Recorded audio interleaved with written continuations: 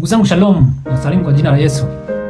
Leo nazungumzia kitu wanakuwa kuna vitu tulikuwa zamani tunadanganywa. Kuna vitu vingi kama nilivyoandika siku moja nikasema vitu vingi duniani hapa tunadanganywa. Yaani unaambiwa lakini hakina ukweli ndani yake. Ukifuatilia ukakichimbua sana unakuta hamna ukweli wowote. Kwa Kiingereza wanakiita brainwash. Yaani unamsafisha mtu ubongo.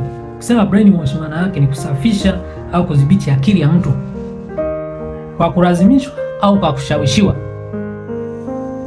Kwa kulazimishwa au kushawishiwa kupokea mawazo, imani au tabia fulani bila uhuru wake mwenyewe.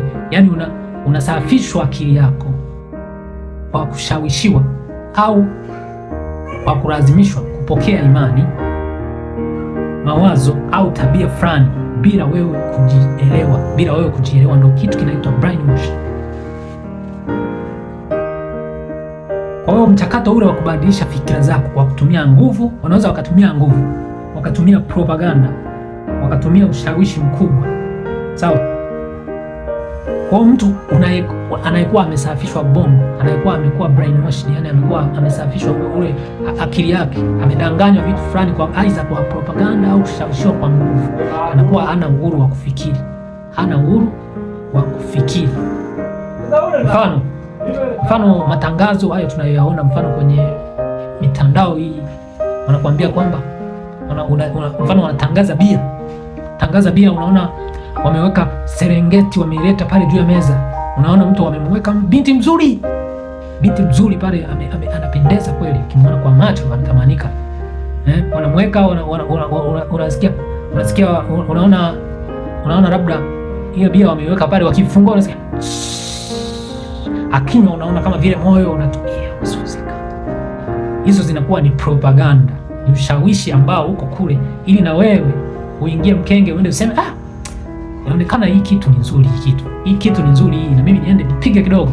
Ukienda sasa ukanywa, na wewe ukijichanganya ukanywa kule, sababu kwenye zile pombe wanakuwa wameweka caffeine, wameweka vitu fulani ambavyo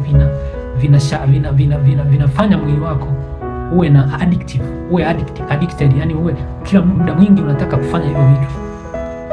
Ndio kitu kimo katika, au watu wanaotangaza energy. Mfano unakuta kuna kinywaji kilikuwa kinaitwa Commando, walivyokuwa wanakitangaza wanasema hiki kinywaji ukikinywa nguvu zako zinaongezeka maradufu. Wanapoweka ule mchoro, mtu akiutazama anasema itakuwa hivi, hizi nguvu nikizipata watu watanikoma. Kumbe ni propaganda tu, sio kweli, sio kitu kilichomo mle. Kwa hiyo hizo ndio brainwash. Sasa hizi zipo kwenye dini, zipo kwenye siasa, zipo kwenye elimu. Propaganda zinakuwa zinapigwa. Ukiwa unasoma shule wanakuwa wanakuandaa, ukiwa mdogo wanakuambia wewe utakuwa dokta, utatibu watu. Enda unakuwa matarajio yanapungua, au unakuwa chuo wanakuambia ukimaliza kazi tu ajira inapatikana, unanunua gari, fasta utanunua gari, utamiliki nyumba, wewe soma. Kumbe hizo ni propaganda, zinakuwa zinakutengenezea ushawishi ili usome. Hizo ndio zinaitwa brainwash.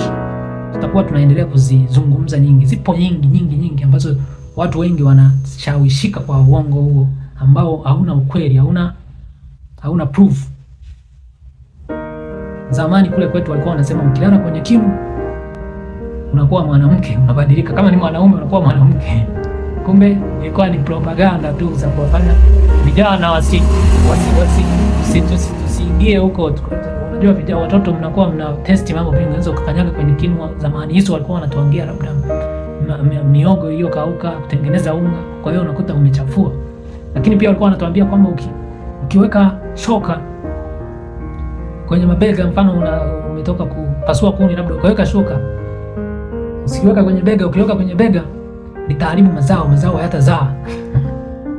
Hizo zote zilikuwa propaganda ambazo kazi nyingine zilikuwa na faida, lakini nyingine hazina faida, ni za kukufanya wewe usifikiri zaidi ya pale ambapo watu wameishia. Propaganda ni nyingi sana, zinaitwa brainwash. Unamdhibiti mtu akili kufikiri zaidi.